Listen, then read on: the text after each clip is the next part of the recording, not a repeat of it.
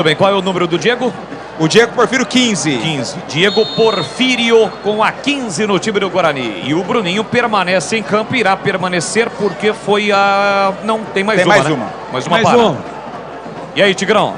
Foram 4 até agora, né? O Bruno Mendes decididamente... Olha o Guarani com o Regis, está na área, saiu na cara do gol, bateu cruzado do Bruninho, é gol!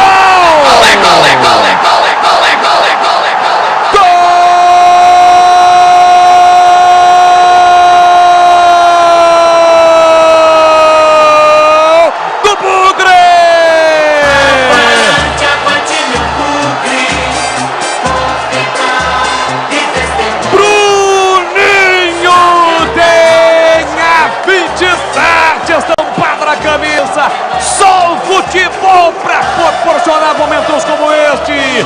Bruninho apagado, pedindo para sair. O torcedor já começando a ficar impaciente. De repente o Regis recebe na esquerda, usa toda a sua experiência e habilidade, leva o marcador na esquerda, bate cruzado e aparece Bruninho, apenas para complementar para o fundo do gol, recolocando o Guarani na frente do placar. Explode novamente o torcedor bugrino nas arquibancadas do Brinco. Bruninho coloca lá dentro. O Guarani está na frente do placar. Verde e branco são as cores da paixão. Verde e branco, as cores do Bugrão. Bruninho, avante, avante, avante, avante. Avante, Bugrão. A marca de 30 minutos de bola rolando no segundo tempo. Solte o grito. Grita comigo, galera bugrina.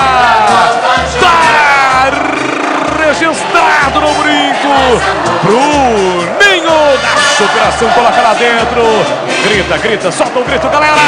Solta o grito, galera.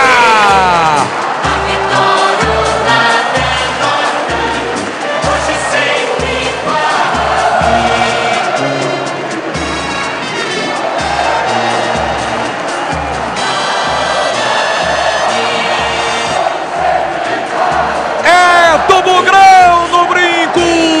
Igor Vinhas não chora não, goleiro, uma bola dorme no fundo da sua rede. E o detalhe do gol, Vladimir Catarino. Valeu pela persistência, né? Pela velocidade do Guarani, na bola enfiada lá pela esquerda, cruzamento dentro da área, estava o Bruninho.